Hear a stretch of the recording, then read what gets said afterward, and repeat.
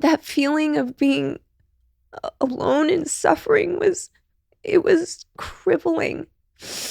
It was so unbelievably crippling to feel that. And, for hours, I was just having to feel that. And I was inconsolable. This is one of the most powerful podcasts that I've recorded this year. It's with Vylana Marcus, my lovely wife, and Caitlyn Howe, who I was engaged to, and now is my best friend and going to be the best man-woman at the upcoming proper wedding ceremony that I'm having with Vylana. And we go deep into our shadows, our vulnerabilities. We pass around a bottle of wine and a bottle of whiskey. And like best friends do and the closest people on the planet Earth, we just talk through everything that's going on in our life, the challenges that we face, what we're feeling. And it's really a beautiful conversation that is exceedingly vulnerable and gives a real keen insight into the universal struggles that we all have, as played out specifically in 3 different individuals. I can't wait to share this show with you, Vylana Marcus and Caitlyn Howe. The truth is that we're all the master, we're all the healer, we're all the mystic. Give it up one time for Aubrey Marcus!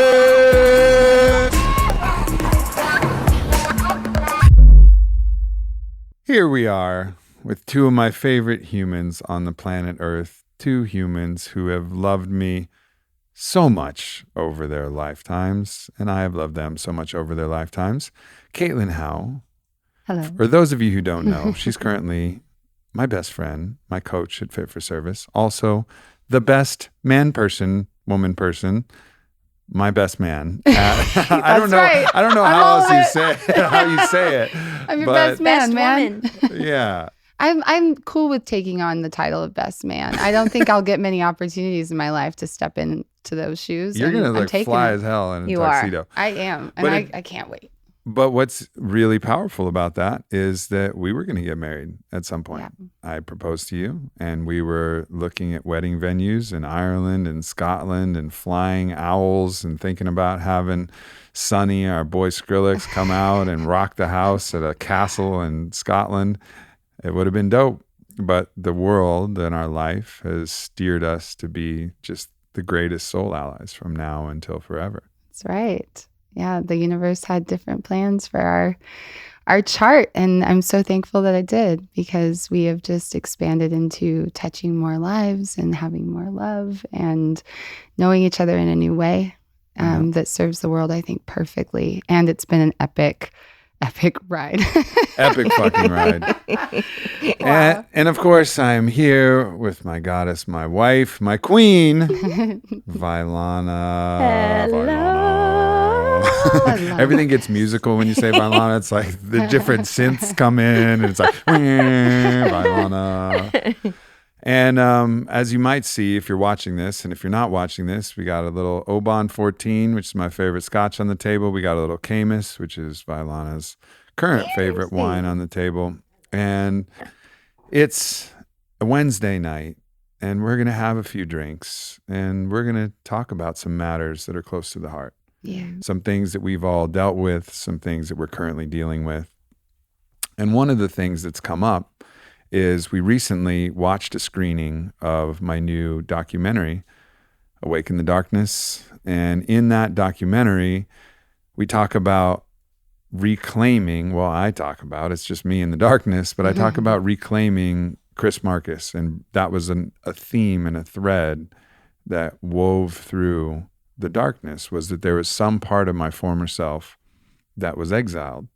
And of all the people in my life, you know Chris Marcus the best. I mean, you were engaged to Chris Marcus. Like, you and Chris Marcus, I mean, we were fucking killing it. We burned it down. But then, Chris Marcus became Aubrey Marcus, and there was a line of demarcation. And of course, I was the same person, but I almost had this burn the boats moment where I pushed all of that aside. And in the darkness, there was a way in which I really desperately needed to bring that element of myself back. So I wanted to, this was the impetus for this, to allow, that story to be told And then also for all of us to tell the stories of parts of ourselves that we might have left behind. And because we're not really the full entirety of our being if we've exiled any aspect of our prior self, any aspect of who we once were, if we hold any aspect in judgment. Like the ceiling on our love and fullness of ourself is that which we hold as the least of ourself, or that which we cast out. Like we will never rise above that until we can reach the fullness of who we have been and who we are, even if we have changed and even if we want to evolve. It's important to bring that back home. So I thought we would all just do this together and talk about anything that's holding us back from being the fullest expression of who we are. Yeah, I think that there's, it's a big delusion that we hold that we can actually exile part of ourselves. It doesn't really go away. That's right. It's a nice, comforting thought that we can just cut that out because it doesn't feel like it fits. I'm Aubrey now. Chris Marcus is gone. Yeah, where'd he go, bitch? He's right there. Just down there in the basement, like, yo, man. Hi, here I am. Love me too. Yeah. Yeah.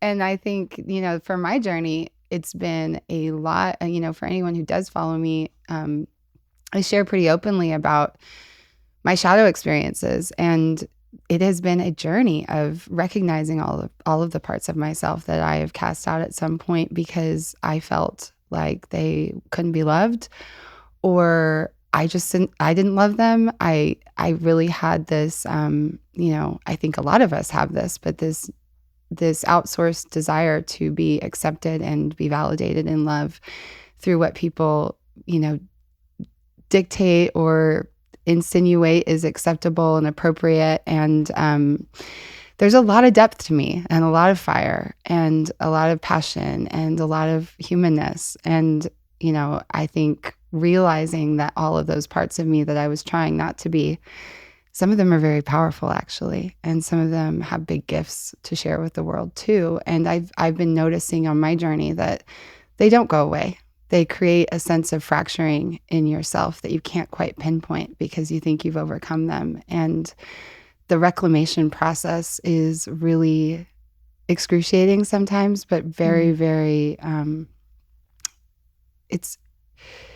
it helps you be all that you are. And it's really healthy and necessary, and you can't escape it. You will have something that haunts you. It's somewhere in the pit of your stomach, in the pit of your soul, that's like, there's something here that you refuse to look at, and it will be seen and heard in some form. Yeah. When we did Iboga, there was a part of your shadow expression, this hungry party ghost version of yourself that you, in the Iboga journey, tried to bury and kill, and did your best to do so, but it was like a zombie. Oh, yeah. It was like a zombie. It wasn't going to die. So Aubrey and I did Iboga in 2012 at the beginning of the year, and this was right after your name change. And I actually remember sitting in Iboga and actually working in myself because I had been dating you for so long as Chris. I had a moment of recognizing, I need to accept Aubrey, because there was still a piece of me that was like unfamiliar with why does he need to change? I love him as he is. I see him that perfectly. made one of us. So Yeah. That's good. But I was resistant to it because I was attached to Chris. I was attached to the familiar life that I knew.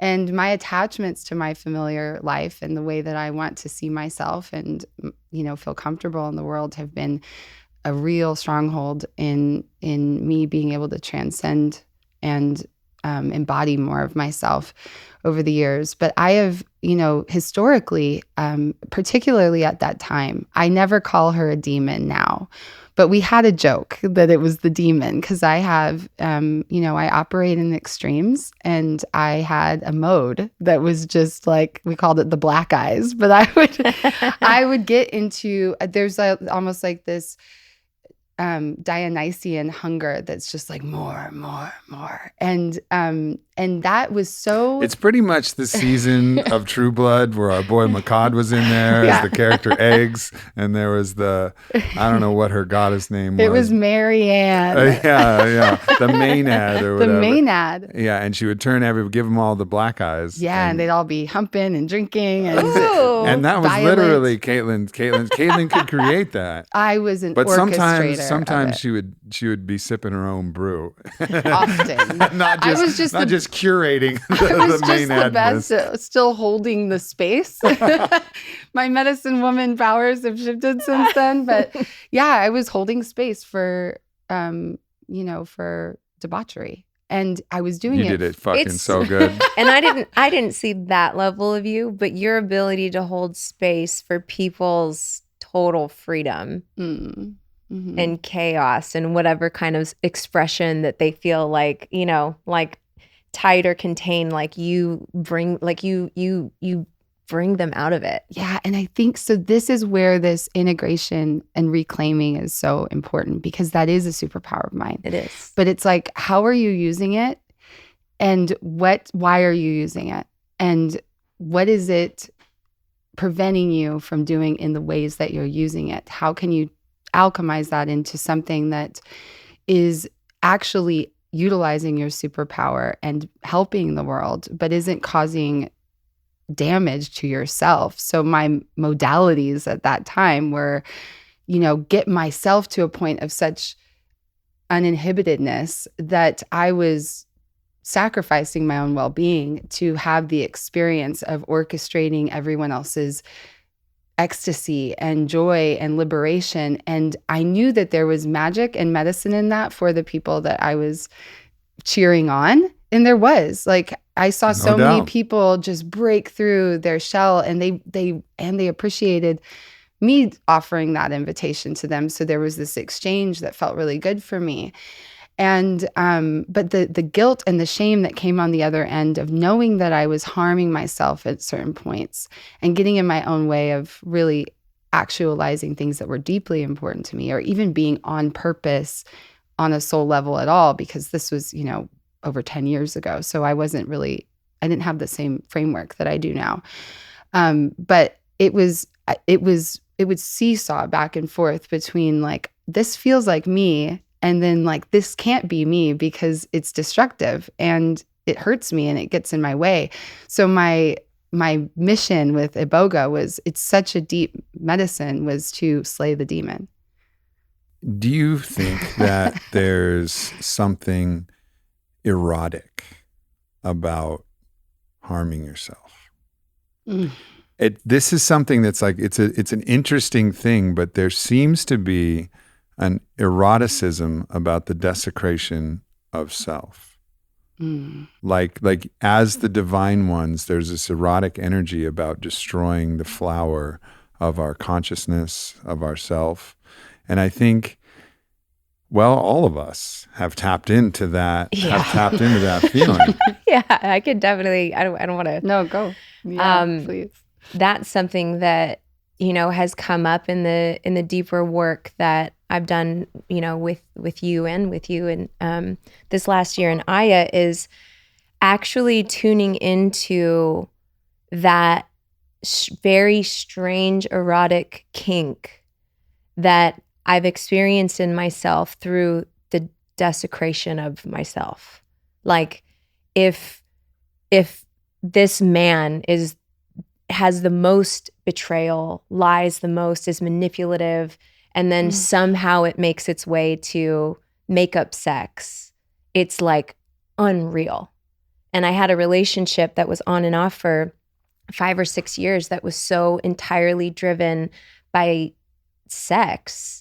And that super erotic, like almost, it's difficult to even explain. It's like, it's exciting for some reason to go from a place of just feeling almost like a hatred towards somebody. Like it's disgusting that I'm dancing in this realm with you, but if we can connect in that way, like I feel this very erotic expression in myself that turned into a lot of shame and closing off my yoni and all of that. But I've definitely expressed that. Well, And there's two forces that I think would be good to separate that I can see. One force is the polarity, the reclamation of the one who has rejected you, betrayed you, reclaiming them in an act redemption. of them. It's a redemption. Yeah, that's an important distinction. So it's like the desire for redemption does create a massive surge of energy. Yeah. And I think we've all felt that. We've all felt that at certain dominated times. Like my life. Yeah. I mean, and even in polyamory, they call it reclamation sex, right? But there's reclamation sex that can happen when there's separation in a relationship, and then reclamation in union, which is sex. Union comes, and there's the energy of that. But what we're talking, which is an important topic, and I don't mean to brush over that because we could spend a while exploring that. That's another rabbit hole. But the interesting part is holes. the eroticism of choosing people that would defile and desecrate you because their energy was so toxic and destructive that, and even though you wouldn't be consciously choosing it, there is an eroticism to that. And listen, you look at the porn tubes and you see it all over the place. It's all about people tricking, young women into doing something like fake taxi, fake audition, sleeping this person. And then this idea of this trickery, deception, defiling is not only, I think, erotic for the masculine. I sense that it's erotic universally because it's erotic for the masculine in other ways as well. The self-destruction of the self. We are all, I hold, the woman. It just so happens that some of us have cocks and some of us have yonis. Like, okay, but we're all desecrating the feminine. We're all the mother. We're all made up of the same wolf fur, shark's teeth, hummingbird feathers, pine resin. It's my favorite fucking spiel. But we're all made up of the mother, right? Yeah. And there is some strange and interesting eroticism to destruction. And I think that's what creates the polarity. And so the curious thing is to really own this deep aspect of the shadow that we don't want to look at, that says it actually turns me on to destroy myself and potentially to destroy others. Now, this doesn't mean that we don't temper this. And I think the psychopaths and the sociopaths have separated themselves enough that they can actually do it to others and not feel guilty. But it's way easier to do it to yourself and not feel guilty. And so I think a lot of this eroticism is done in this kind of it's sort of masturbatory. Yeah, this kind of like masturbatory self-destruction. There's an edge there, like to speak to, I think what Vi was touching in her share. There, we may not allow ourselves to claim it or own it, but there's a hunger for the edge. We want to feel the titillation of being on like the precipice of what we're most terrified of, and that's helplessness, death. And there's it's sort of one of the great mysteries of life still to me. But I did have a distinct kind of aha moment in the past year. I was speaking with a teacher of mine, and she said to me, I sense this exile in you that is like almost suicidal.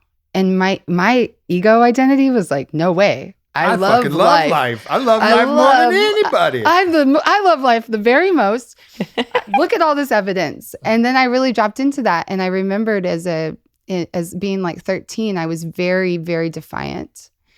It was like this brat energy that didn't want to do anything that she was told. And my mom took me to a psychologist, and the psychologist did like a test on me. And I got diagnosed with oppositional defiance disorder, which I think is just, it's my personality. I don't want to put it in a box, but like it's me being in touch with this streak of emotion and charge and this energy that wants to fight and it wants to pull. And it's just this fierceness in me. And so that was like really shamed from when I was really young. But what he said to my mom was, he was like, Caitlyn's so defiant that she will harm herself just to say no. But she wouldn't harm anybody else. And that was his assessment of me. And looking back after I got that read from the woman that I was speaking to, I started remembering like way back in my past, having like these fantasies of suicide. And I had shadowed over them with my joy and all of the new memories and stuff.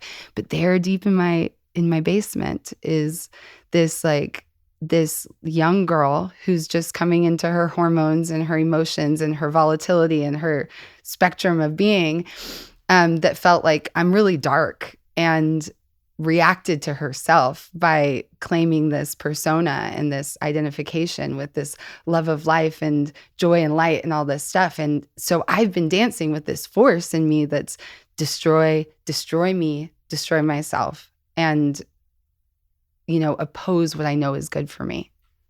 Yes, and I mean, and I think both of you can probably speak to this because you both share the experience of being a lover of mine. And so I can speak to a purview of knowing you both in that way. It's been, a long time for you and I, Caitlyn. But for the record. for the record. I know what everybody likes to say out there, but it's been a long time. Let's check the book. But, over a decade. It was a while ago.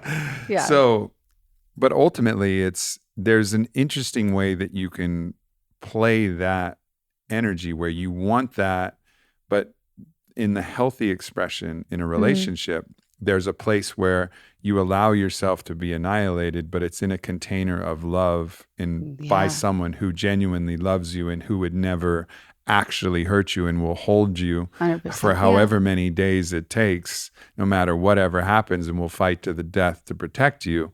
But there's the eroticism that actually gets to healthfully unlock in that situation. Well, because I think in the healthy way, that end of the polarity of masculine and feminine, it doesn't matter what gender you are, but whatever polarity that you identify with, the feminine being the full surrender, surrender to pain potentially, and, BDSM or dominant submissive kind of containers, or, just the absolute surrender to, I trust you to take this where, you want to go with it. And I completely open myself to receiving it. And it creates the intensity of that polarity. So I think in like what I was speaking of earlier, I actually do think that there was an intelligence in that energy, but not in a healthy container. It's not like me having those feelings or being drawn to the eroticism of, the desecration of me was wrong. It was just misplaced in a wrong container. No, you were tapping a powerful spigot. Yeah. Like one of the most powerful spigots that exist. It was just tainted. It was tainted water. It wasn't done in your energy. power. Yeah, exactly. Like that knowing that's why, owning these things and allowing ourselves to go to that wild place that says, I actually like this. Yeah. And I choose it for myself, not because you're forcing it upon me or giving it to me. That's the balance of like allowing yourself to own that. And that's the reclamation. That's being in your authority and your sexuality. And I think there's also an element of your sexual energy and pleasure, even laughter, like these higher vibrational states of being, like your moment of orgasm. There's a reason why Tantra is something that's, and sex magic is talked about so prevalently right now. And it's something that we're diving into. That energy is so high vibrational that in that moment, like if you have this kink of desecration, and in that moment of eroticism and ecstasy around it, it feels like there's this alchemical fire of actually transmuting energy within the body of stuff that actually might be out of order or misaligned or, dark or stuck. Like I actually think in the safe container that, we've danced in our sex life, going into that place where I'm in my own authority, in the surrender, and having that high vibrational energy of orgasm, I feel like it's transmuting things in my body of what I've experienced in my past. And it's not like this is a single one-off anecdote. Even in Own the Day, I wrote about different clinical studies that showed that people who participate in dominant submissive sexual behavior, which can be either sex playing the dominant role or the submissive role, have a variety of improved markers over the aggregate. More resistance to depression, more resistance to anxiety, more social adjustment. Like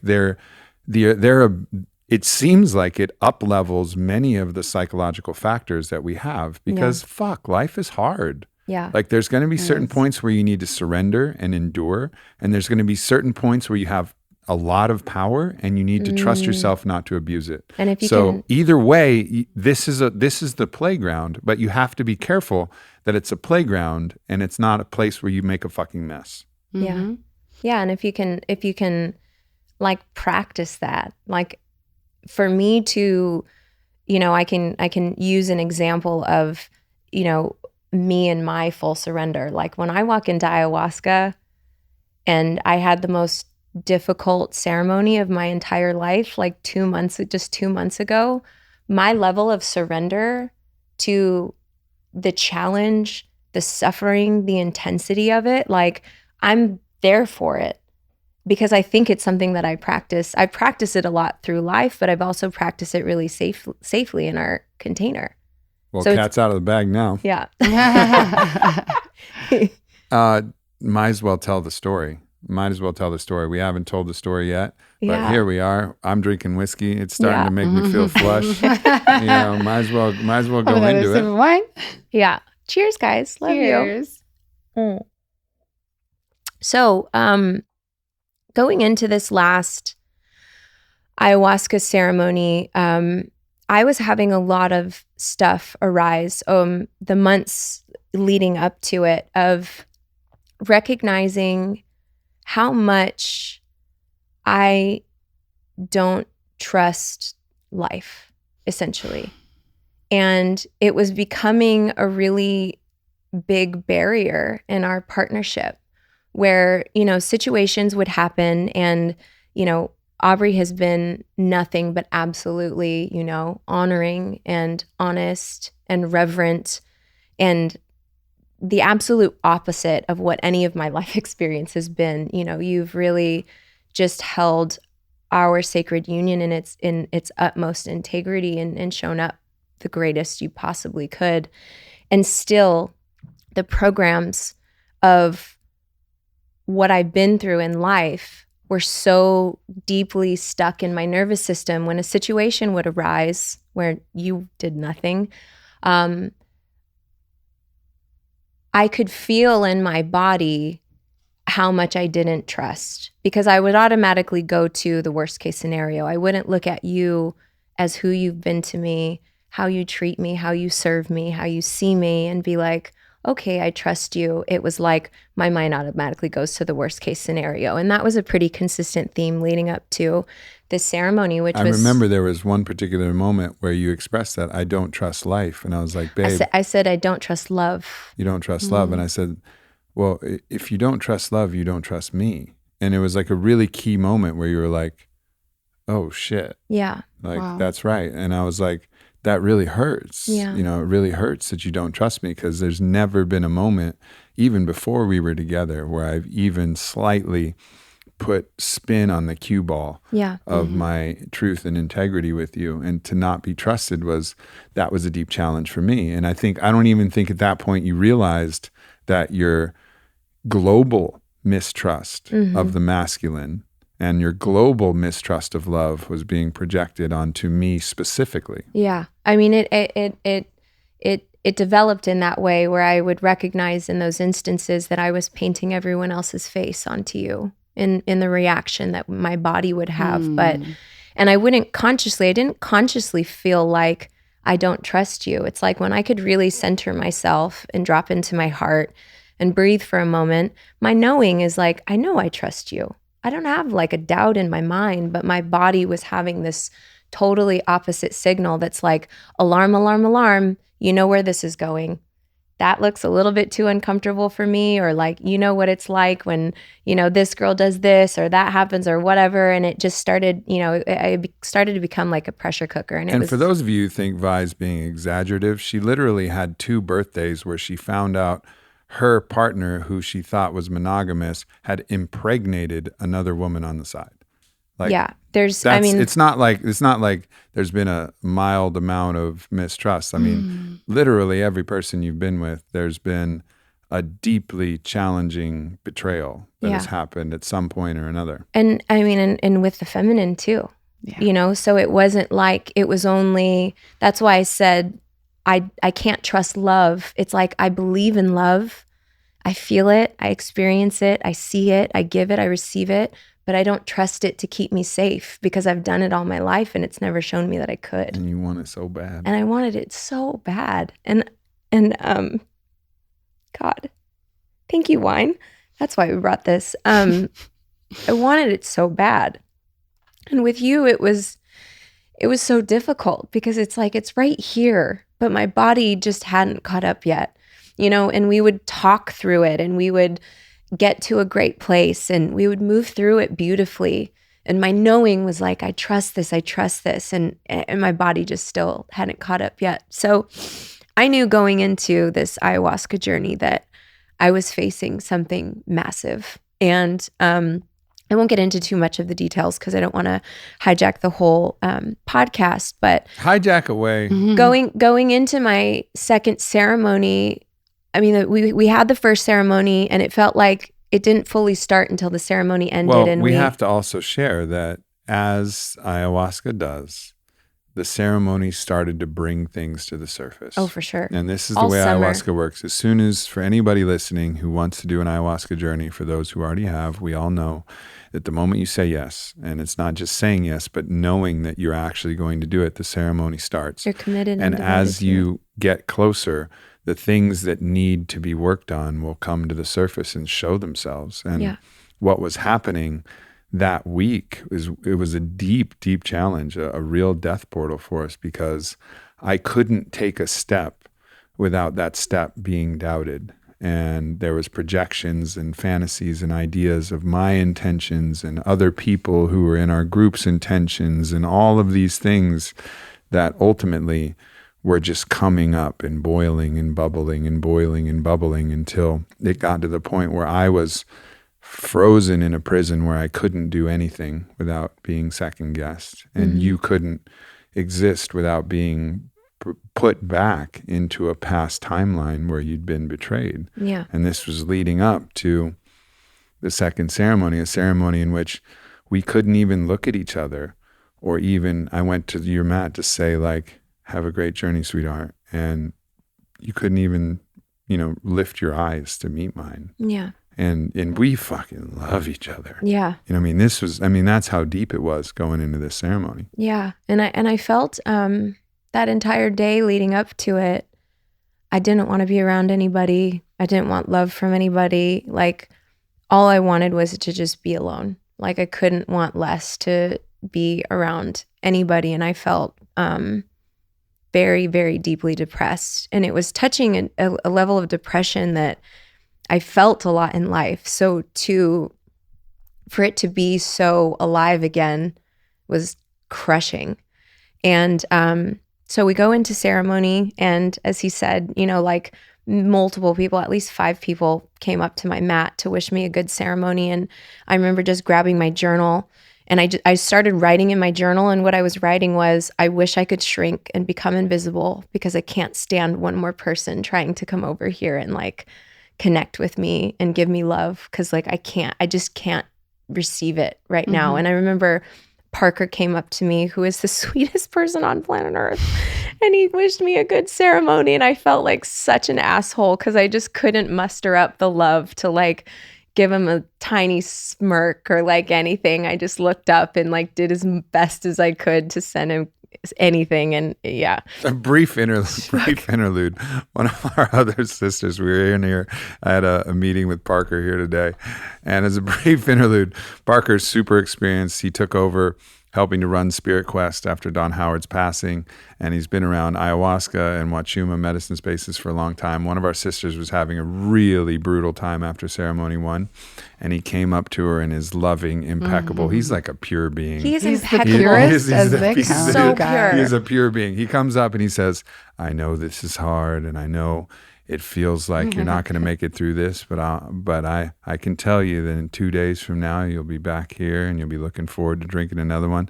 And she just goes, shut the fuck up, Parker. Oh my God. Shut the fuck up. And Parker, today when we were laughing about it, because she was in here too, we were laughing about it. He was like, and that was the perfect thing for you to say. Oh my God. And oh my God. it so happens that I was also right. And she's like, I know you're right, Parker.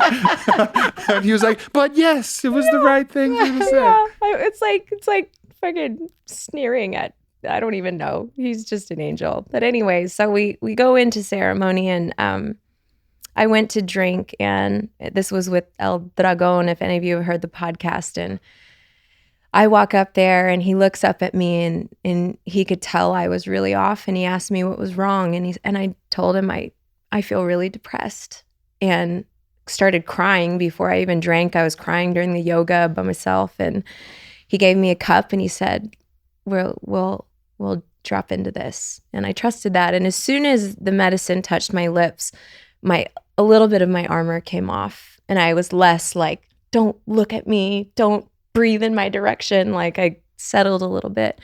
And it evolved after I drank my second cup. And, you know, as many of my other ayahuasca ceremonies, I started going through past memories, and two of them being, you know, the two former partnerships where I remembered on my birthday there being another woman, and that they had gotten her pregnant, and then I moved through just different, I mean, I could literally write, there could be a trilogy at least of movies about the things that I've been through in relationships. The Chronicles of Betrayal. The Chronicles of Fuckery times a million. Fuckery can sound fun. Okay. Your fuckery was not Yeah, fun. it Sounds was like not wizardry or soul, something. soul-crushing Fuckery is a good Saturday night. All right. On certain places. You'll name it something else. We'll figure it out when we write the script. The crushery. The crushery. Yeah. The crushery. So I'm moving through all these different memories, and what I start feeling in my body was resentment. Mm-hmm. Like, I stood up on my knees at one point, and I was looking up at, you know, God is everywhere, but I was looking up, and I was like, what in the actual fuck? Like, how is this possible that I have loved so deeply and given love so freely? And I'm not saying I was always the most innocent. Like, I had definitely gone through my phases of also being the transgressor. Like, I'm not innocent, but to you know, that wasn't for this journey part of my process. And I couldn't believe how many things that I had gone through. Like, it literally felt like insanity to have experienced so many things in this one life, and I'm only 34 years old. And I wouldn't even call it anger. I was resentful. I had so much resentment towards life, and you can feel it in my energy for just suffering so greatly. And I had to sit with that for a while, and I could feel the armor in my body. And the armor felt like a boundary that said no. So on some level, it kind of felt healthy, I think, in its it was adaptive for the time in which you had it. Exactly, but it was time for it to go. But it got stuck. Yeah, because I had felt that too, and this was something that I had mentioned to you, and it come up prior in our relationship. Yeah. Like, I felt this subtle level of resentment, towards the especially masculine. You know, towards the masculine for sure. But there was just some level of resentment towards the masculine that was felt personally towards me, especially when it involved like my lust. Yeah, you know, like my expression of lustfulness. Obviously, in our sexual congress, like that was, you know, generally removed. But any time that it was felt or sensed, there was some way in which there was a subtle denigration or a subtle expression and it was of always resentment. And it was like buried in sarcasm to the point where I was super unaware of it, and you would point it out. And you'd be like, I'm just kidding. I'm No, like, you well, would- there was like, there was po- like a biting part of this. You would point it out, and I didn't consciously feel that, but then to sit with it for a moment, I'd be like, you could be right. Like, I don't actually like feel that in my body, but like I can absolutely see how that could be there. And so, you know, I did start to get a little bit more curious about that. But yeah, like fully feeling the resentment was step number one.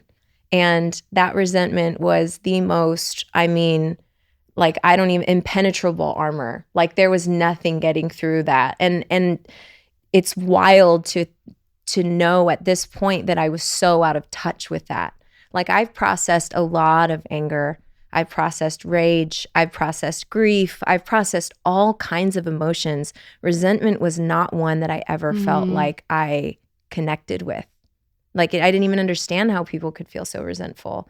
And I typically, like I walk about life and I feel so grateful and I'm joyous and I'm loving and I'm There's happy. the exile. But the exile of the me who had so much resentment was a fragmentation that I was like, okay, if you want to die this away, you have to feel it. And that was the first step. And my intention that night was to feel my divine truth in my body in every moment. So any moment where I might have like an attachment to a past timeline, any moment where I would potentially paint somebody else's face on your face, like I wanted to feel truth in my body. My knowing felt like it was already there, but my body was catching up, and that was my prayer. And so this journey was very, very somatic and very uncomfortable. Like the resentment in my body felt like fire. And following that, when I moved through, all the resentment I felt towards a lot of different men and women who I felt betrayal and, a plethora of other things towards, I felt the separation that was present between you and I. And it was the most soul-crushing thing that I could feel. And so my resentment very quickly turned into like my heart feeling like it was cracking open. Like it was the thing that Aya incepted into my experience so that I could open my heart again to keep moving forward. And then from there, it was just a floodgate. Like every moment that I had my entire life where, and I've spoken about this a lot to a lot of people, but I mean, the memories of how many times I've been in the fetal position on the floor, just shaking and crying inconsolably, like panic attacking, breathing and snot everywhere. And just, by myself in those moments, just feeling the absolute betrayal and separation from love. It took every one of those moments. And I mean, it's for sure in, more than 30 of my whole life, like that's probably on the low end of how many times I've been in that position. And it combined them all into the felt sense of separation in every single cell of my body. Like it was the absolute separation from God and love, and all the betrayal and all the lying and all of just, like the catastrophe of all of those emotions were just moving through my entire system up and down. And I don't trust love is separation from God. Exactly. Yeah. Love and God being synonymous. Exactly. Yeah. And so I was there for a long time, and what felt like it kept progressing it further and further and further was feeling how alone I felt my whole life. Like having to be the one to pick myself up off the floor and get myself to stand back up and take a first step and get out of my bedroom and go eat and go try to just live life and get myself to work, because the person that I felt that separation from was always the person I loved the most. It was always my closest friend or my partner. And that feeling of being alone and suffering was crippling. It was so unbelievably crippling to feel that. And, for hours, I was just having to feel that. And I was inconsolable, and I was trying to not disrupt the whole ceremony by being like, losing my mind and actually feeling it to the level that I did. So I was I'm pretty good at crying quite quietly. And I was calling out for help because I knew like I could not make it through by myself. That's how I got myself to this point, was always picking myself up, but I needed help. Like I really, really needed help. And so I called out psychically for help. And I wasn't calling out for anyone specifically. I was crying out to God, like, please help me. Like I can't do it on my own anymore. And for any of you who've listened to the podcast with Blue, I knew at the beginning of this retreat that we needed to be next to each other for some reason. And she felt the same, which I was excited about.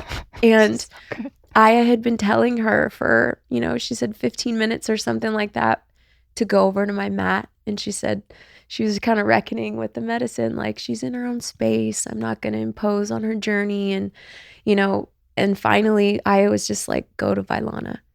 And I was hunched over with my face in my bucket, not because I was going to purge, but because I had so many tears and snot, like nothing I could do was like, tissues were just ridiculous. So I was just allowing it all to like purge into my bucket. And she put her hand on my back, and ceremony ended, probably 5 minutes later. And you came up and you sat behind me. And at one moment I opened my eyes and I saw Adrienne sitting in front of me with her hands in the air. And that moment was so healing for me, because for the first time in my life, I was witnessed in how much I've suffered. And not like each instance of when it's happened, but like it was in all of me in that moment. And every one of you was there holding a space for me to die that away and to let it go. And that, in and of itself, I mean, Blue was, being a magical priestess and I thought stewarded. she was literally 3 people. Yeah. She may be. I think several people, and they were like, for what? Yeah, it was just. And I was like, oh, it was all Blue. Yeah, it was just Blue. I'm sorry, So Blue. you thought Valka was over Yeah. there? Yeah, no, it was just Blue. And I felt her the whole time. And I felt the energy that she was moving. I felt the energy she was sending up my spine. I could feel what she was moving out and what she was sending in. And eventually, like, the inconsolable part of me, once I purged, I started to feel like I came back to myself, and like my soul came back into my body. And I remember sitting up to face her, and she was blowing tobacco on my heart and all over me. And I started, like when I'm in those spaces, I also have all of my own kind of magic that happens. And I started working on myself and speaking, and she looks up at me and looks me in the eyes, and she just says, "Welcome home." And like, and I could feel that. Like I could really, really feel that. Like for the first time in my life, I get to live from my truth. Like I get to be my truth in my body. Right now. Right now. Right now. Not you 5 years ago, No. 10 years ago. And I think, you said I was dying, all of that. And what came up for me that was really helpful for me, because I'm currently moving through my own death portal that I did not see coming. But the death, the sense of dying is actually, we die these parts of ourselves through feeling. Mm-hmm. And the reason that they die is because we aren't separate from them anymore. Exactly. So there ceases to be other. Yeah. We're feeling to bring it home. And that's the important thing for people who, whether or not you're doing plant medicine, like you can reach these experiences in breath work. And like there's so many different modalities to experience deep healing. But if you want to pretend like you can just run from it all your life, like you gotta feel it. You have to go into it to be able to let it go. Otherwise, it's just this fractured part of you that you're just shoving away, and all this life force energy is going into that to keep it intact, and it shows up in what you project onto other people, and it literally keeps you chained to who you have been and takes away your wings from who you are and who you can be. And it was it was the most extraordinary healing I've ever had. And I anchored it with doing some sound healing that hopefully, if the quality is good enough, we can release at some point, because it was really special. But it was magnificent. Ryan, did that come through? Vi's sound healing from night 2? From night 2 in ayahuasca.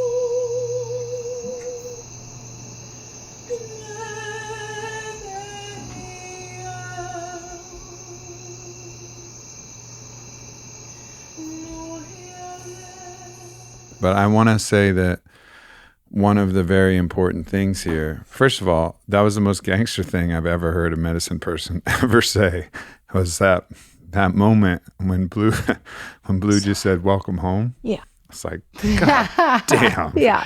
I just watched her work for 15 minutes and I did my best holding the energy of love in your back, and there was nothing much else I could do at that point, or I knew how to do at that point. And also I was just watching Blue work, and it was just like watching a master beyond compare. So just like the vessel of spirit itself, moving and blowing tobacco and channeling energy. She would go and lift her hands to the heavens and draw energy from, I don't know, fucking Odin, Zeus. I don't know where she was drawing it from. Kali.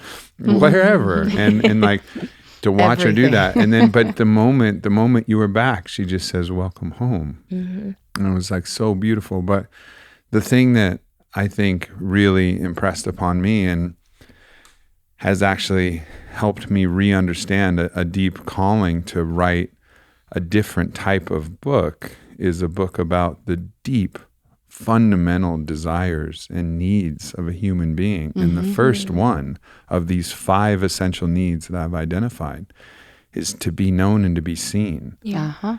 And this is something that you said is like, you had been through all of this pain, but you'd held it alone. And in that moment, you were seen. You were seen in your pain, and you were seen in your struggle, and you were seen in your difficulty.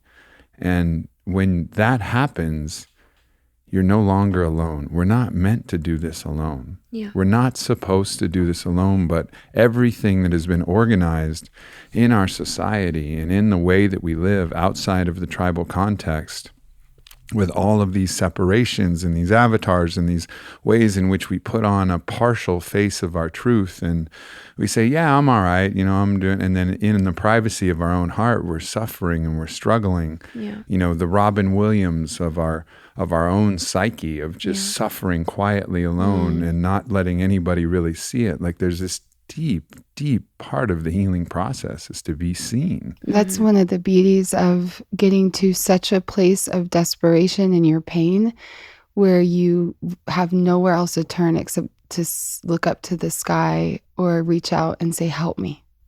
Help me." Help me is a prayer to be seen and to be held. Yeah. And that's the silver lining of that depth of despair, where it's like, I can't help myself, and we're not meant to.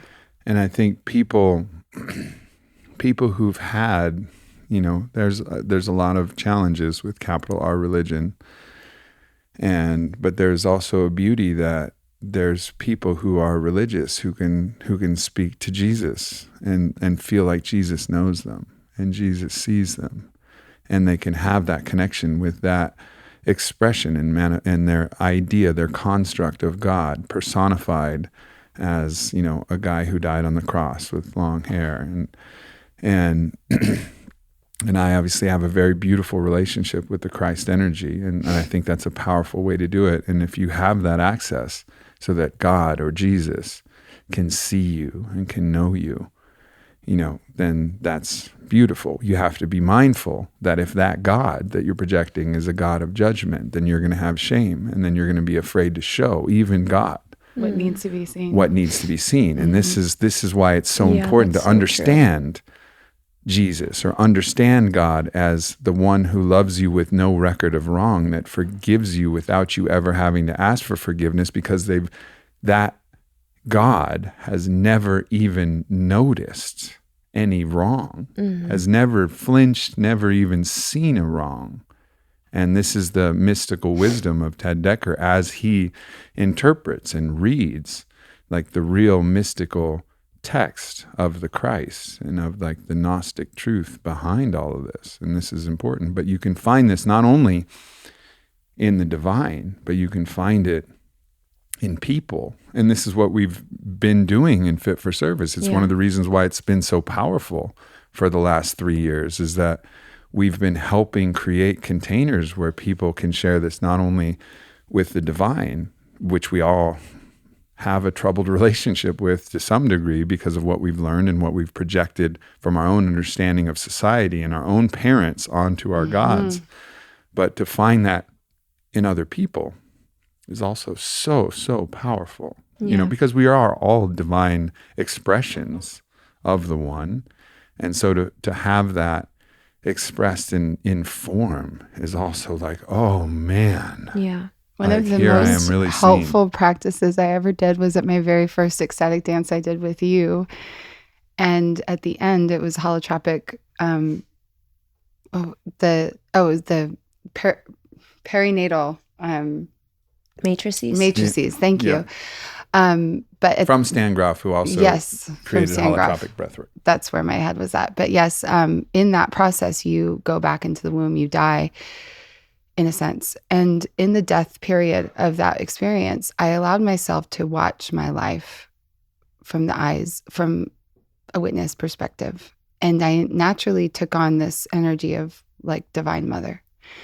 And what I saw was, I felt so much compassion for the me that I was so hard on. I watched her every day get up and try her best and reach for people and help them and harm herself sometimes and lose herself in self-deprecating thoughts and strive and feel alone and be distracted and all the things that I was so frustrated with myself for. And I realized, like, if I died right now and I watched my life back from this lens, I have nothing but love for this person and how she showed up. And there was no judgment from that lens. But in ourselves, we don't give ourselves permission to hold ourselves in that divine nurture that's for sure a part of us. And there's also like to what you were speaking before too about like a God that holds no judgment. Like if you have that, there was a part of me that felt so ashamed of everything that I've been through, for participating in everything that I've been through. So there was even a part of me, because I was so afraid of judgment, because I was already judging myself so harshly, that I was afraid of allowing for people to even really hold space for me. So a lot of it too can be self-imposed if you're pointing judgment towards yourself in any way, to actually receive the support that you need in life to be really seen or witnessed in like the truest extent. Like after a certain period of my life, because I had hidden my true emotions for so long, like it was actually, when I started my spiritual path, once I met both of you, I would be honest with even the people at the grocery store. Like when they would ask me, how are you doing? If I wasn't okay, I would be like, I'm having a really rough time right now. And I'm not trying to put that on you, but it's just authentically where I'm at. Like, I'm not just going to casually say like, I'm fine, I'm great. Like I'm no longer betraying myself by. Well, it wasn't that instant, and I must say that it wasn't that instant, because I know that there were times, and this was deeply challenging for me. There was times in when I've known you, when you're in deep challenge, and I would be like, how are you, babe? I wouldn't say babe necessarily. I don't know what I would say back then, because I was pretending that I didn't feel babe. How are you, Vi? You don't even call me babe now. And sometimes I call you babe. Mostly call me Queenie. That's true. But there was still a part of you that wanted to show that you were doing fine. And I would know that there was something that wasn't fine. That wasn't fine at all. Like I would see you in a place where everybody was dancing, and dancing is a part of your soul, and you weren't dancing, and I'd be like, how are you? Like, oh, I'm great. Everything's great. Yeah. And that was shame, right? And there's other layers of gaslighting yourself to be like, I did the work. I worked through it to feel okay. So now I'm, like I also did a great deal of gaslighting myself a lot in what you're speaking of. So like, I mean, there are, for anyone listening, if you've followed any of my journey, or you look to me as having it together, like I've been a mess. Like I'm still I will say though, I feel there, if I'm really dropping into deep self-honesty, I think there's been a projected envy in me of how you're willing to, like, you may not always acknowledge what's obvious. but it's clear when you're off. It's clear when you're bothered. You're not so self-betraying that you won't embody what you're feeling. And one thing that I've been processing for myself is a deep fracturing, which has been recognizing how early on I had to be cool. And no, spoiler alert, you don't have to be. But that was my adaptation. And it was armor, because I dressed up as Cruella for Halloween. When I watched that movie, it was extraordinary. Can we do a little shot? When I watched, yeah, Caitlyn's costume was on point. I was the most bisexual I've ever been. She looked so beautiful. I was like, wow, thanks. I can't stop staring at you. But when I watched that movie, something came. That says a lot, actually. You're kind of bisexual. Yes. Success. It's not like she's like a little bit bisexual, and so that was that like also came out in ayahuasca. Just to really quickly, I had a little coming out with myself, like an acknowledgement of my like curiosity and my love for appreciating the feminine. And it was funny. I had like a little coming out of the closet, and I envisioned telling my mom, and it was funny. So back to your story. No, that's to come into full acknowledgement. Let's just stay here. No, but that's these are interesting poles that we're holding. We're very similar, but we have actually different adaptive mechanisms. And for me, I've been highly identified with being I am very loving. I do really appreciate the feminine, and I am cool, and I love love. And so, but my adaptation became to be so free that I was enslaved by freedom. Freedom was my coping mechanism for the fire of vulnerability that it is to commit myself to something or someone. And I've been going through this reckoning as I transition a relationship recently where it's been I went to the same Aya ceremony that we all sat in together with a prayer of, help me open my heart. Because I could feel there was armor in my body against love. Which is crazy to me, though. It's crazy. It's crazy to me because the Caitlyn that I know is the most fiercely loving person. Yes. Like you two love so hard. You love so impossibly hard. Yes. And you're so kindred in this deep love. And I even now, and I know that this has been the story that's been told, that you have this armor to love. And maybe it's true, maybe it's not. I don't claim to understand it, but I cannot compute it. So I'll elaborate a little bit, because what's interesting about it is I love big, I love fiercely, I love wide. I love life, and I love everyone that I know, and I love loving.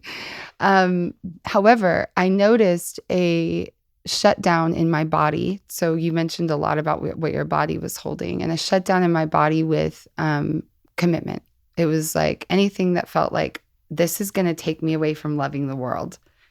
And I'm still working through this, but something that came in pretty clear for me was there's a vulnerable piece of me that is so buried in the darkness that actually wants to be fully held by somebody, that I had cultivated this rich persona, and it is me also. I don't think it's one or either or, but there was a vulnerable place in myself that I couldn't even touch, that was excited and drawn to and comforted by the idea of being fully loved by somebody. But there was such a fear of what that would mean if I believed in it, that felt like it would kill me because the truth was, on some level, I don't believe that they will. I don't believe that they'll stay. And I wrote a poem, I'm going to release it soon, about the sailor, and how the sailor of my body loves the sea, and how I don't want to trade the empire world to be one man's queen. Let's read it now. Yeah. I think that's a, yeah. We're gonna we'll take a bathroom break and we'll launch into this poem, and then let's go into your story. I'll tell you what came through after that. All right. All right, we're back, and we're ready for your poem. All right. So this was my body's truth. Is part of my body's truth.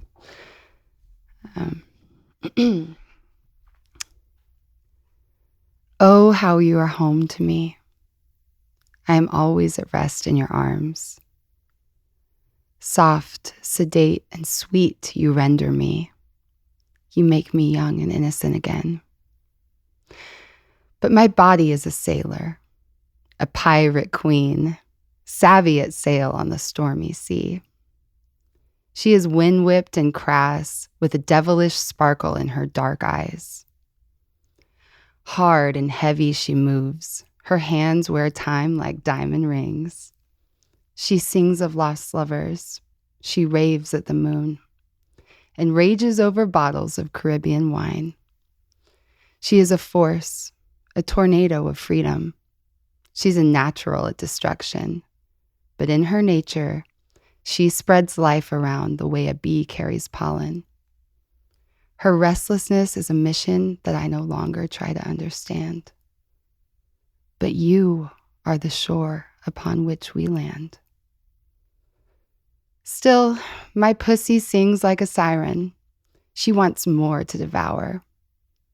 With you, she is a flower that opens to be seen. Can I trade an empire world to be one man's queen? I dream of a swallow tattooed on my chest. I think of my sisters. I yearn for home. I consider building on your land, taking root, committing myself to the infirmary of love. But my body is still the captain, and my heart is still a bee. I love you deeply, baby. But sailors love the sea. To the sailors. To the sailors. To the sailors. That poem is fucking fire. So good. I always get a little shaky when I read my words. I'll get better. I still do too. Do you? Of all the things, I can poetry. give a speech to 500, 1,000 with no notes, just a vague idea of what I'm going to say, and I'll look at hundreds of people, or I'll think of millions of people on a podcast, and I'll be Cool Hand Luke, and then I'll go to read a little poem, and my fucking hand is shivering. I'm like, oh God, what is wrong with me? You're alive. Yeah. So I write this poem. I shared it with you guys because for all the poets out there, you're like, you write something, and when it lands, you're like, yep, that's my truth. That was fucking good. I love that one. I want to share it. It was interesting. It was a spell. It was like the minute I wrote it, 2 days later, the home that I landed on changed, disappeared. The shore said, "You're a sailor, baby." Yeah, it said, "I heard Go you. Sail. Go sail." And what came through that was my own non-medicinal obliteration, like what happened for you, Vi. And what I noticed was my nervous system, even though my mind was like, this is my truth. This is my truth. Like, I felt good writing that poem. And it's still part of me. It's part of my truth. But in the exile was a piece of me that wants to be at home, wants to feel safe. And my body just started panicking, and it never stopped for 6 weeks, hasn't. And I've been learning from it, learning deeply from, like, what's here? If this was so clearly my truth, why does my body feel like this? And so I made a commitment to be with the feelings and not to gaslight them and not to bypass them and to listen to them. And what was interesting was I went into combo this past weekend to work on my somatic body, because I could feel the same thing through Aya, which is really your body holding energy. It's the armor that I described to you that you're like, I can't understand that. The armor was my body, like in my tissues, car accidents, dare I go there? Like, Go there. like sex work at a point, in my life earlier.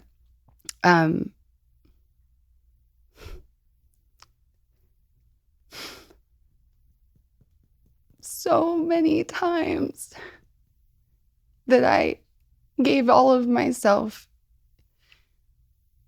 in a place that I couldn't be safe, that I had conditioned my body to say, like, safe isn't sexy, and sex can't be safe. And so there was a fracturing there. And when I went into combo on the first day, I did a hape to open the space. And as soon as Just for people who don't know what combo is, it's actually a toxin that comes from a frog that's typically from Suriname or different places in South America. And it is an intense flush that is usually accompanied by an intense and sometimes violent purge that really allows you to purge deep energy. And it's a very powerful, not necessarily psychedelic, but a very powerful indigenous medicine. So just for people who don't understand what she's saying when she says combo, let me just clear that. Thank you very much. It was interesting because Aubrey's actually had a challenging experience on combo, and I don't think And a beautiful one. And a beautiful one, yes. So I was hesitant, but I've done ayahuasca. I've sat with ayahuasca now 14 times, and it's been 5 years at least since I purged on it. So my body, my sailor body, has gotten so wind whipped and hardy that she's like, we know what this is. We're not throwing up. We're not letting go. We're not letting go. That was the armor. I'm still loving, but my body was like adaptive and strong and like, I know how to move in this world. I'm going to be free. I'm going to be powerful. I'm going to be resilient. And that was the armor that I felt around my heart. And when I went into the ceremony and received the hape, the first thing that came into my mind was, as I closed my eyes, was, you can't leave a sailor. And I recognized that my identity was so wound up in being the one that can't be left, that I had exiled part of myself. You can't leave a sailor because the sailor always leaves. Exactly. Sailors moving. And even a friend of mine recently at a show we were at, his friend was interested in me, and he told him, you can follow that train, but she's always going to be leading.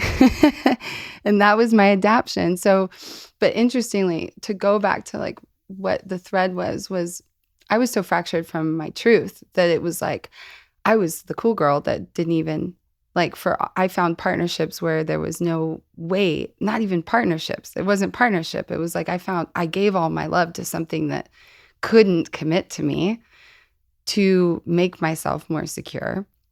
And in those agreements that I was making internally, I didn't even have permission to be mad, to express even physically, let alone, verbally. Like, it was like total fragmentation. So I'm currently in this process of allowing myself to be all of it, feel it all, make a poem about all of it, but own it, bring her home, bring home the sailor to myself, and then introduce her to the devoted, soft, gentle, tired woman that wants to land on shore and rest in somebody's arms. And what happens when you bring those two together, And it's been a real reckoning, I think, and we get to choose. What's interesting is like we have these sensings and these, but you don't always get to choose. Your body's holding a lot of energy, and you can choose things that engage it to find these pieces of yourself. But your soul will, in my opinion, interject at some point and make sure that you know that there's a part of you that's not being heard and felt. And that's the call. That's the point where you might end up on the floor saying, I need help, which is where I've been with both of you the past couple of weeks and reckoning with all of it. I guess for me, where potentially my bias in the way that I view your situation lies is not that I don't hold your former romantic partner that's caused all of this to come to tumult your shore of recent. That's been, the shore that left and left you feeling like you're adrift at sea and that the shore is never going to be there. I have the highest admiration for that person and a deep, deep brotherhood and love with that person. But I also feel that because I knew you when you were also armored and you were also resistant and you were also all, maybe not the same, but you were a variation of that. I mean, you were in a fucking hella toxic relationship. Like, it was gnarly, like what you were currently going through. I mean, dragged out of a hotel room by your hair and locked outside naked, like gnarly shit, right? You were going through. There was so much. It was so deep, and the accidents and all of that. And I pierced through all of that. I just swam right through it. And I swam right through it, and you swam right to me. And there was, it ultimately wasn't what was ordained from spirit to be the forever thing. But I just have this deep felt sense that somebody else can do the same when it's the right person, and it will be the thing that will happen. And this is just my feeling, and it may be biased because I've seen it, right? Like, I'm not saying that I'm right. I don't know if I'm right. Who the fuck knows?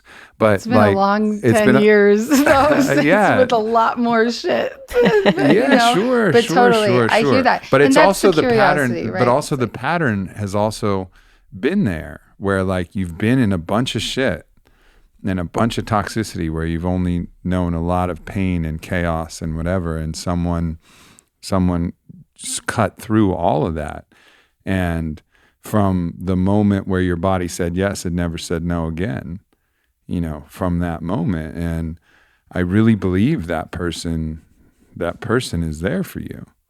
Like, I really believe that, Caitlyn, and I know it's just it's interesting. However, I also totally get what you're talking about, the reticence to open yourself up to that, because that is obviously there, because I've watched you reject some of the most eligible bachelors in the world. That's that span I'm talking about. Like, there's a thing. I mean, Caitlyn, I won't mention his name, but Caitlyn literally flat turned down one of the greatest athletes of our time, who was openly hitting on her at an all-star conference where we happened to be around a supremely good-looking and eligible bachelor who was like, hey, you want to hang out after this? Caitlyn was like, nah. So there is some resistance. And then there's also, I must say, an interesting randomness that I think both of you I've seen, where it's like somehow when the cosmic time clock just opens, there's like a portal that opens when the moon is in the 7th house and Jupiter is in the 3rd fucking wave, and the fog just lifts, and you're like, I love you. Yeah. And then all of a sudden this motherfucker slides in, and I'm like, whoa, where did that fucking person come from? What the fuck? I just watched you reject this person, and this person, and this motherfucker gets in. And that's okay. And it's like, but it's interesting because I know many people who don't take, many women, I should say, particularly, who don't take the active role in, and I know the converse as well. I know some women who are like just getting looks all the time, who don't take the active role in intentionally seeking that kind of sacred union partnership and doing the like chop wood, carry water, basic work to do that, which is like, I'm going to go on, 20 dates. Yeah, I've never done 20 that. dates in these 30 days, right?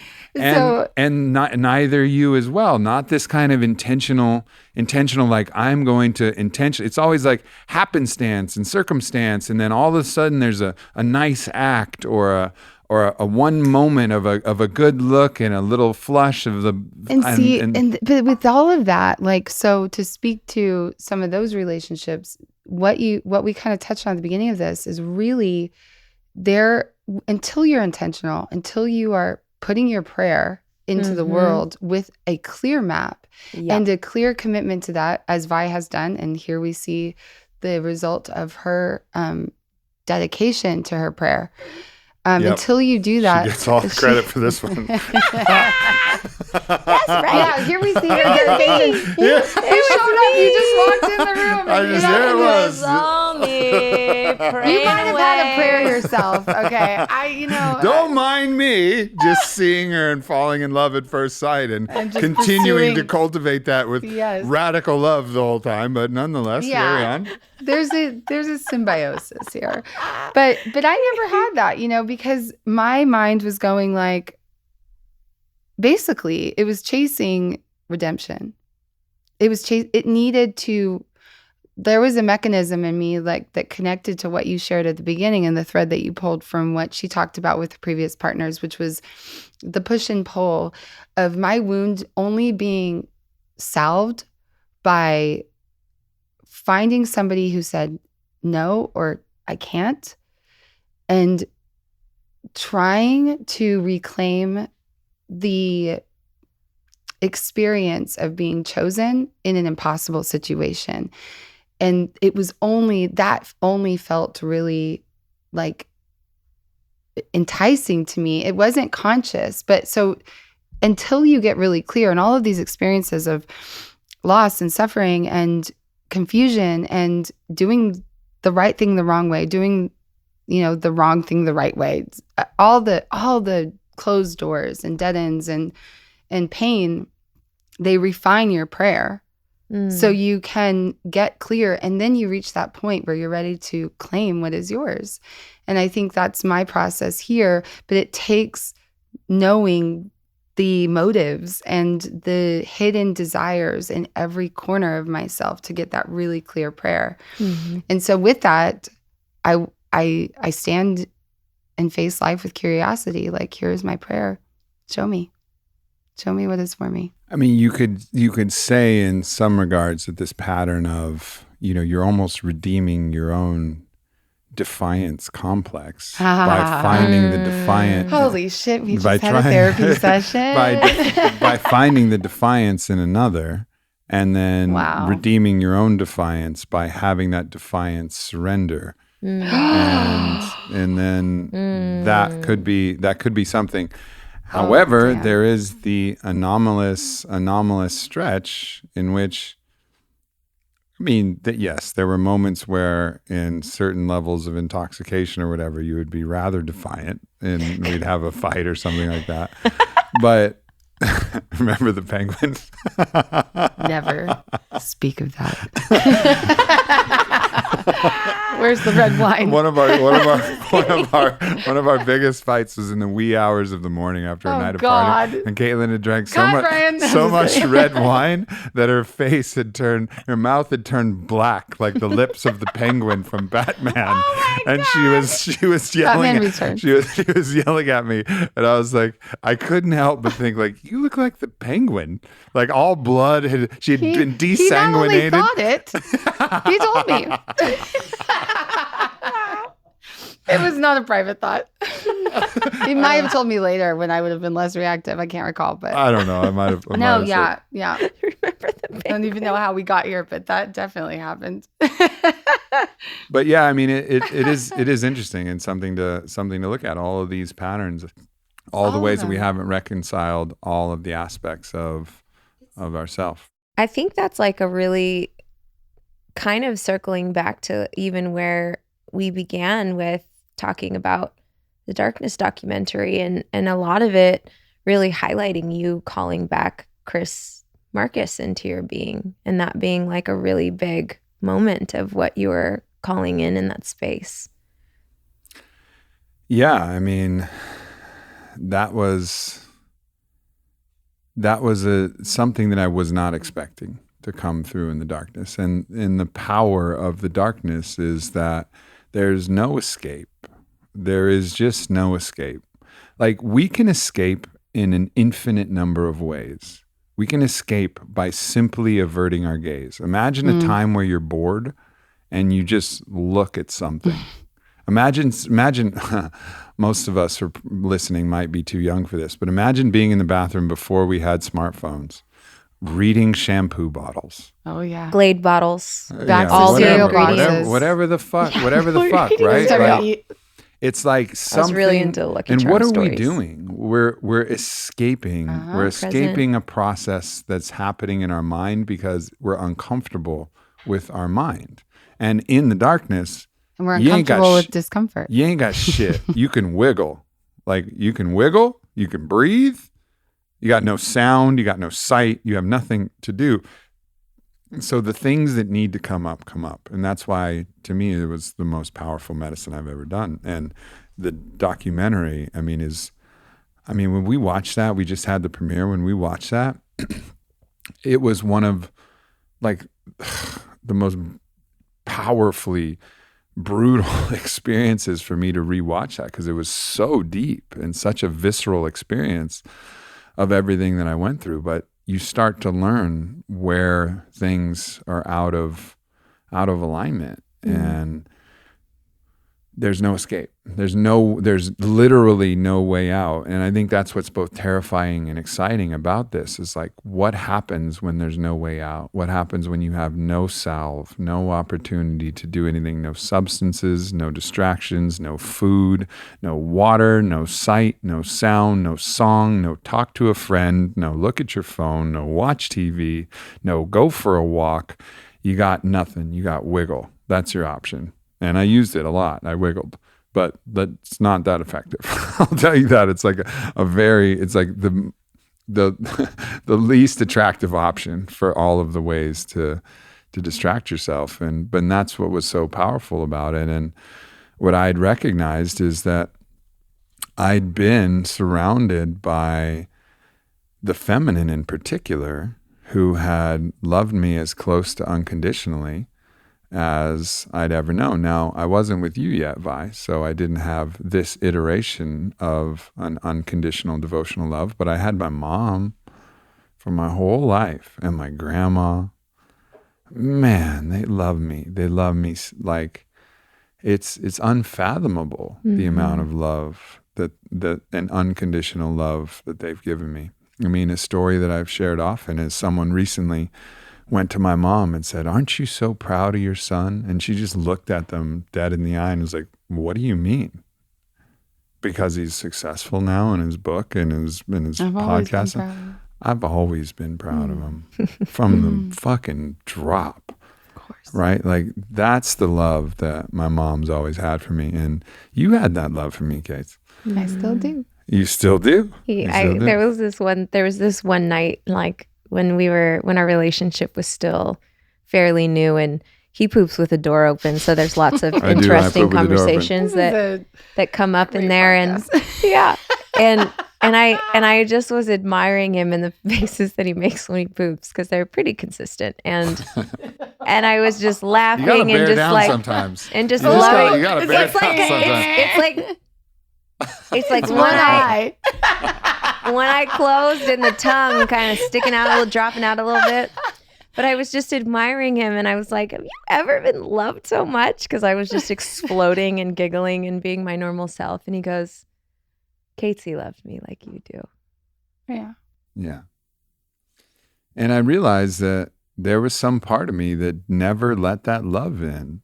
Yeah. That never let myself feel that amount of love because I didn't love myself enough to feel like I deserved to be loved that much because I had internalized the judge of the father, learned from my father, learned from his father, projected onto the father, God, and this judgmental father, and projected onto other people too. This father said that I wasn't worthy of love unless I was impeccable. And Because he wasn't with himself. right. And that's the thing. And so even though there was this deep love from the feminine, which has given me a lot of like beautiful relationships, when with the feminine, but my relationships with the masculine have been more strained, a lot of stress, a lot of challenge. I mean, both of y'all know, like, that's where I find a lot of the challenge. Sure, in the polyamory journey, it's a wild, tempestuous experience, and I've experienced a lot of it, but a lot of it was actually related to my own judgment about, am I good enough? If I don't do this, will she love me enough? And a lot of that had nothing to do with the fact, actually, Whitney, even in her own way, loved me like truly deeply. I mean, she would always say to me, she said, I love you so much and you'll never know. And she stayed. And she would have stayed. And even with all my shit, I mean, and that was like, I got to the tragedy of that experience was that like, that I found that in the darkness. I found the tragedy of the fact that I never loved her without loving what I hoped she would be. I didn't love her as she was. And so I tried my best to give her that, to love her as she was, rather than loving her as she could be. I never got to give that to you either, Casey.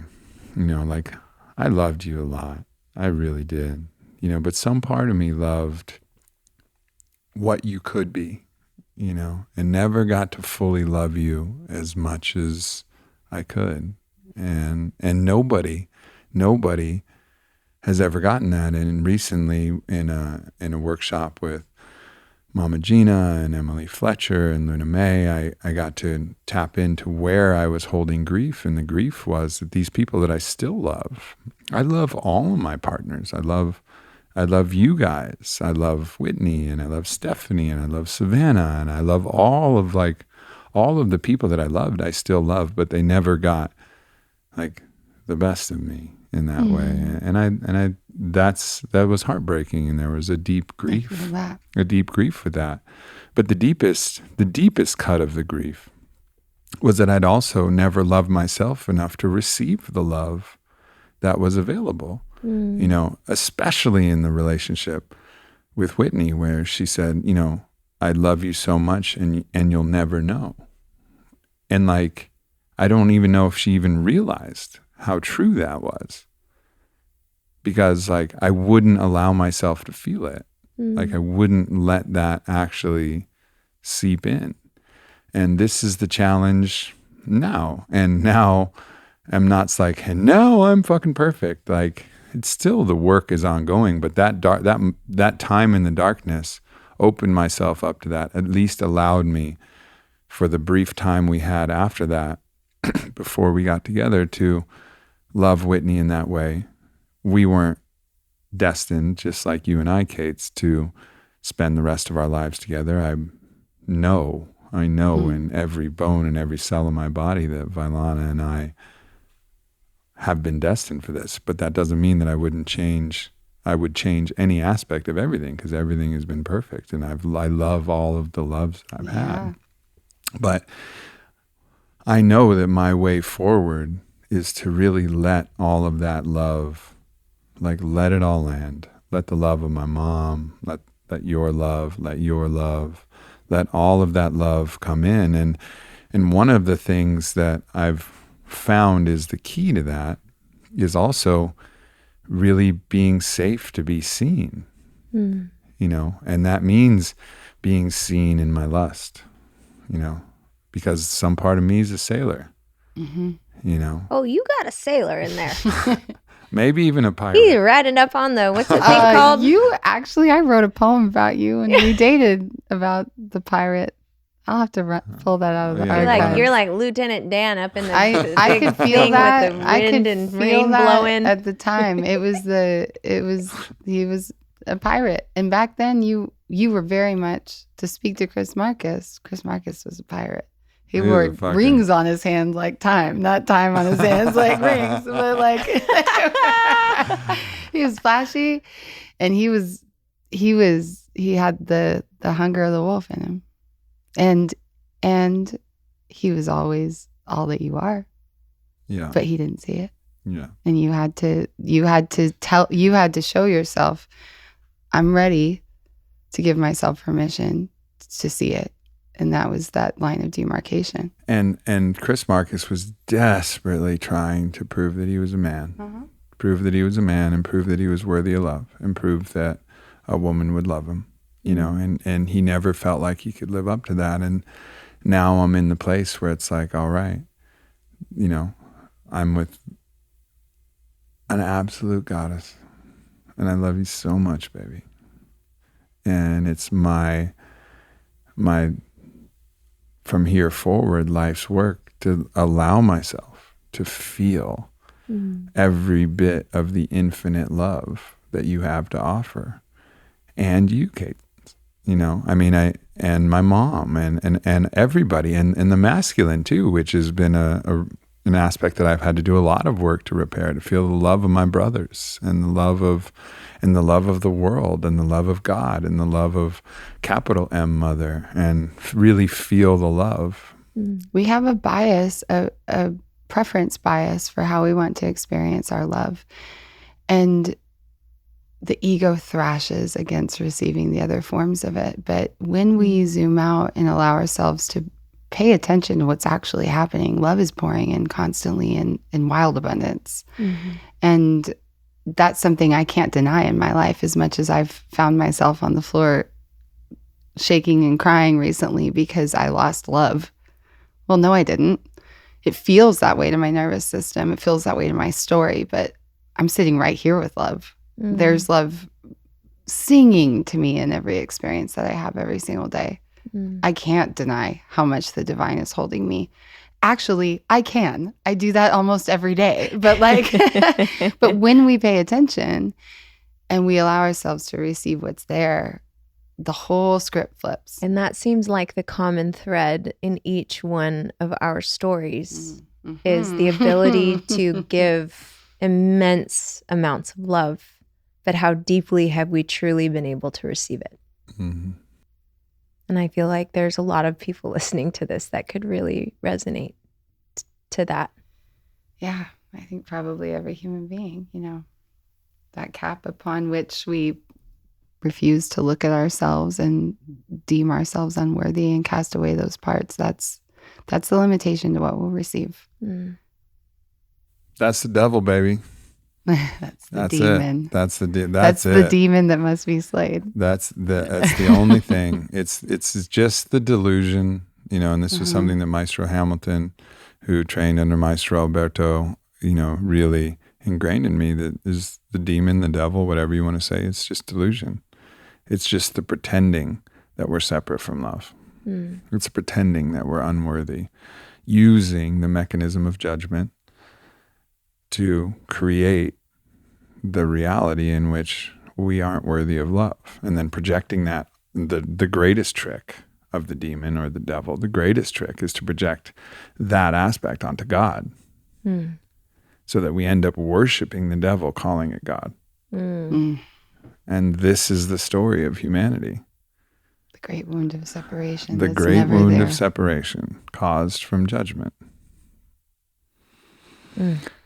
But fuck, it's hard because we're locked into preference, because pain hurts, pleasure thrills, you know. And so it's hard not to judge, because the one that hurts, how do you love them like the one that thrills? How do you love them? Like, we all have people in our mind right now. Actually, we all might have the same motherfucker in our mind right now who it's hard for us to not judge that person. It's hard for us to really hold that person in the same regard as the rest of us. And I think I've always said, like, it's great to be Jesus if you're Jesus, but don't pretend if you're not. This is spiritual bypass. This is the essence of spiritual bypass. So what we have to do is love our judgment while we have our judgment. You know, if we hold ourselves to this Ram Dass standard, love everyone, tell the truth, and then we judge ourselves if we don't, well, we're not loving ourselves in the judgment of not holding up the standard of love everyone, tell the truth. So we're fucking double failing. And that's the trick of the request on his part is you can't do it if you're not loving yourself. So you have to find every wall. Yeah, exactly. Especially right here. Yeah. And it's a life's work. Yes, indeed. And it's, I actually don't even have a resolution to it. And this is something that I talked to, and I'll jump to you in a second, but this is something I talked to Ted Decker about, is like, it's so hard to transcend preference, you know, and in order to not have judgment, you almost have to transcend preference to a certain extent, or be such a powerful alchemist that you can see things in a different way. This is what Paul Selig talks about. It's like, it's not that you deny war, but you don't see war as war. You see something as different. You see pain as just another chord on the organ played in the church of all existence. And just, this is the pain chord. This is the pleasure chord. This is the love chord, the surprise, the joy, the fear. These are all just chords. But fuck, I mean, you know, that's such a level of enlightenment. The maybe one of the hacks is to love your preference. It has to be. It has to be, right? It has to be. Like Thomas More, phenomenal, somewhat mystic writer, in my opinion. He characterizes the soul through sentimentality. So there's actually, he kind of personifies the soul as the part of you. There's spirit, which is like energy, higher perspective, life force. But the soul is human almost. It loves what it loves. And it guides you almost with this intelligence, like ayahuasca, which is like, we're learning and we're having an experience, and I'm going to follow what I love, and I'm not going to judge. You know, the difference between soul and human in this paradigm is soul's not judging what we love. Soul's loving. Soul is like, we love this now. We're going to hold on to this. You know, there's an intelligence to it. So the only way I see out of it is love your preference too, until it all dissolves into love. Yeah, I haven't tried that yet. Yeah. No, I think that's beautiful. And also what I was going to say before is just like, where it's hard to love something, it's always showing you where there's opportunity for you. It's always showing you where there's potential work to do. It doesn't have to be like, you know, immediate, and all aspects of your process with things is significant and important. But I always try to look at situations, you know, where I don't feel like, where I feel a lot of judgment, or where it's difficult to just love unconditionally, and you know, even being neutral, but it's like, it's showing me where I'm not in alignment with love, and where judgment and that energy is taking up residence in my own system. So, you know, therein lies my opportunity to allow myself to be free if that's what I choose. And maybe loving my preference is the first step, because then I'm not shaming myself for not feeling love or feeling, you know, judgment towards that thing or that person.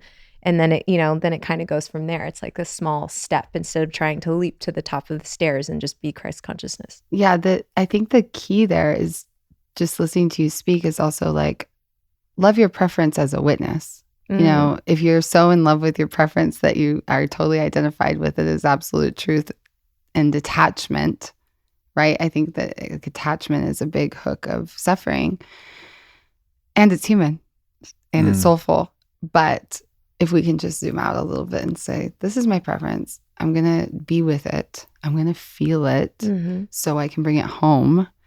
Yeah. Then it's not going to rule me so much that I get lost in my pain for this long, for years. And it's not written.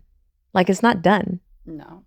Right now is right now, but like no story until it's over is over. Like, there's so many more. Death has not touched us. There's so many more things that there's always so many things that can unfold that are unseen. And, you know, like, you don't know another person's path. You don't know the work they're doing. You don't know where they're at. You don't know where they get that moment of desperation where they're just on their knees sobbing and crying out for help because they've gone so far into separation that they get the grace of the divine to give them the healing so that they're actually open to the love. And you know what I mean? Like, that's part of the beauty is we're all taking turns. Yeah. Right? Like, we're holding space, we're learning, we're witnessing each other and saying, me too.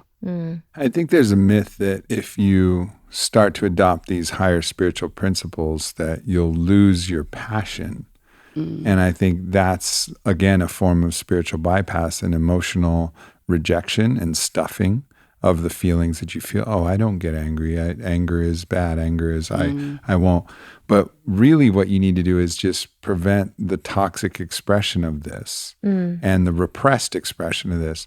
I saw a video today of a bunch of people in New Zealand who were protesting the vaccine mandate. And there's thousands, it looked like, in the protest, but hundreds of people broke into a simultaneous Haka in protest, which is like this deep, passionate, passionate Maori war dance, right? Of like a primal expression. And it was all of their rage and all of their fire from pain. And all of this that was just being expressed. And it was so beautiful because in that expression, they're not throwing flaming bottles at cops. No. They're not like, you know, just trying to hurt the people who are pro-vaccine, or they're not doing that, but they're just allowing this raw primal rage of the world that's constricting upon them and mandating that they do something that violates their sense of freedom and sovereignty, and they're just pounding their chest and screaming, "Combate, combate," and just letting the heavens hear their roar. Yeah. Yes. And you know, and like we can do that. And it was beautiful. And it was like, this is, I think, the way. It's just like, feel it, express it, whether it's through your dance or through whatever process that you need. Like, we can't keep it bottled up, but we also can't point it with the sharp, jagged, broken glass pieces like we do in the passive aggressive bullshit ways we do on the internet, you know, or with other people or with our partners, because we've repressed it so much and it just all comes out like a broken bottle instead of just this like pure, raw, thick, rich expression of an exclamation to God. Mm-hmm.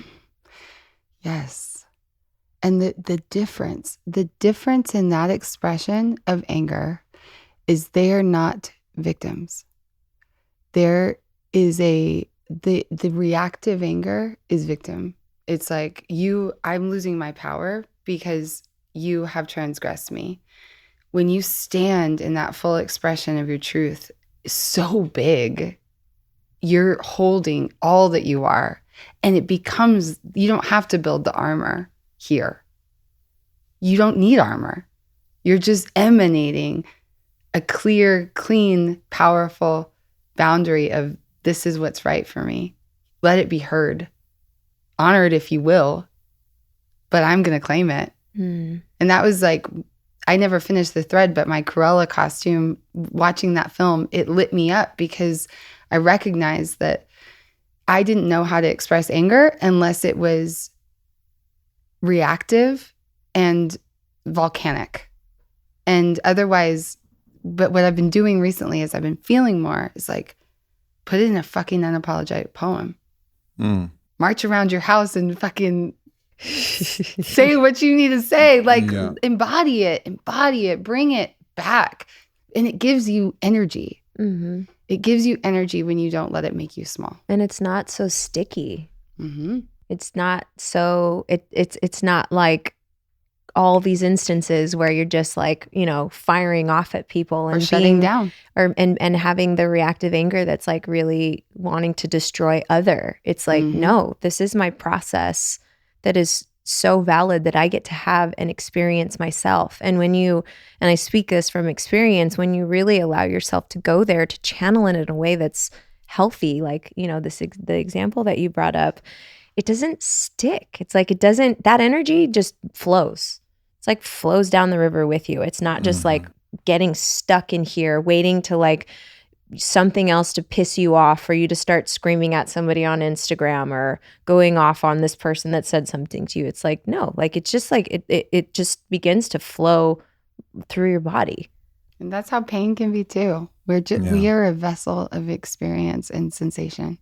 There's so much of our life where we're just taught not to be able to feel our feelings. You know, that happens in childhood, where emotions are a nuisance for our parents or other people that were around in many cases. And so we're taught to repress it. And yes, I've been around, you know, some tantrums, and those emotions are difficult to be around in kids who express that. But or me. But these things are they're essential qualities. But then we take that judgment that we've internalized, and then we project that onto others. So we get in this place where we start to imagine that everybody else is different than us, and everybody else doesn't have the same emotional boiling sea, and all of these feelings of like lust and anger and rage and jealousy and love and happiness and excitement and longing and desire. And maybe we make ourselves numb because we don't think those things are safe, and we look at that and then we hide what we have, and everybody's hiding that within a relationship, within friendships, within partnerships, until maybe at one point we drink enough with our buddies and actually tell the truth for once, but we were so intoxicated it didn't really even get anywhere. And it's just this interesting thing. If we could really just see each other, all see each other. And the expression, the permission and the allowance for you to feel your own emotions, it helps you to see other people. Totally. Like it helps you to witness somebody else in their anger and be like, I get it. And maybe I don't agree with you because all of my timeline of the history of me and all these constructs that sit in here are different than yours. I have no idea what it's like to walk in your shoes, but I resonate with that feeling. And I can see you in your humanity. That is the alchemy of the illusion of loneliness that you described. You know, when we feel like I'm alone with my pain, when you show it, when you share it, and someone else can say, I am that too. Yeah. Tatvamasi, then you can remember better when you're going into that illusion. I'm not alone in this. We're all sharing this. And the depth that you're speaking to, I think, is what we call darkness. You know, it's a depth of feeling that it's so on the other end of the spectrum from what's acceptable, but it's just feeling. And that's the basement that we put in the shadow is the depths that we're scared of in ourselves. And we just get to take all of that spectrum of who we are back when we open that door. An important part of doing the work, as they say, which has a lot of people who are like, fuck doing the work. You get addicted to doing the work, blah, blah, blah. And I get it. Sometimes you can get addicted to processing, and I don't disagree that that's a real thing. But one thing that I unequivocally think is essential is to understand yourself. Like the old wisdom, know thyself. And so to use this example of what we're seeing in the world, so many people who are projecting that they really just care about their neighbors And that's why they're so pro mandate. But they're not actually aware that like, fuck, I'm just a little scared. Like, I'm a little scared. Mm. And like that expression of, I'm a little scared.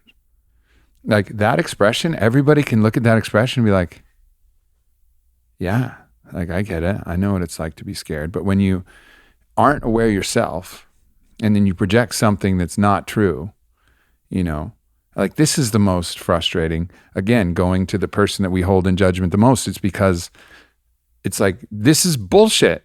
This is bullshit. This isn't what you feel. This isn't the truth. This is a fucking charade. This is an absolute charade. And like, but we also project that they should know better. Yeah. But they don't. Mm-hmm. They don't. Forgive them, for they know not what they do. Right? Like they're gaslighting themselves. Yeah.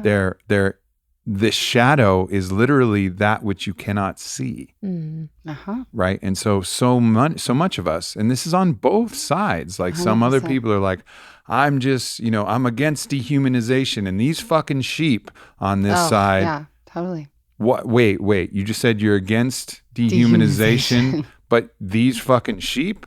Did you just hear what you said? You just called a human being an animal, and you're saying that it's dehumanization? So I don't want to say that this is a one-sided thing by any fucking stretch of the imagination, because everybody in every issue does the same thing. Like, but to just be aware, it's awareness. Like, Yeah. This is the game. The game is awareness. And if that's all the work is, fine. But we must play the game of awareness. We must. I mean, we don't have to do anything, but fuck, it's super helpful. You know, like it's fucking super Makes helpful. it a lot less miserable. Yes, for everybody. For everybody. Like, give it some meaning. Yeah, There yeah. we go. And I think, you know, the one common thread we can all hold on to here is I'm a little bit scared. Mm. All of us. Yeah. All of us. What are we scared of? Loneliness, self-destruction, you know, feeling, Death, loss. death. It all boils down to this core thing that none of us are immune to. And that's, we are love that experiences fear. Can we all hold on to that together? At least. I love you guys. Cute. That was a fun adventure. Onward to more. Thank you, everybody, for tuning in. The new documentary we referenced is coming out on November 17th. It's So, extraordinary. yeah, Congratulations. Not to be missed. thank you. Medicine for all. Thank you. A lot of ways that you can get to that. You can go to aubreymarcus.com/awake in the darkness. And that's one way to check it out. And obviously follow these goddesses here, the Poet Queen, at Vylana Marcus, and so much to come. Fit for service. If you want to experience this in 2022, we're opening up the ecosystem. There's going to be smaller retreats, bigger retreats, maybe even a fucking festival. I don't know. There might be.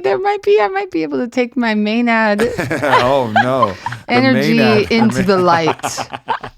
Everyone get Maynard excited. Festival. Damn. But like, make it conscious, you know? And it's so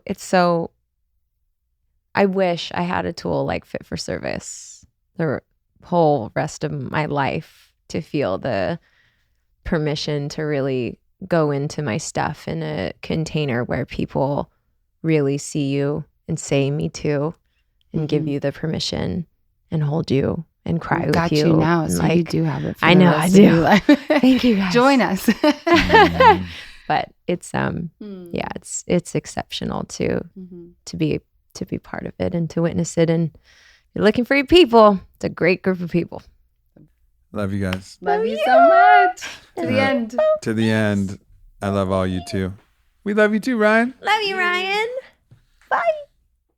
Thanks for tuning into this video. Make sure you hit subscribe. Follow me at Aubrey Marcus. Check out the Aubrey Marcus podcast, available everywhere. And leave a comment. Let me know if this video resonated or what else you would like to hear from me in the future. Thank you so much.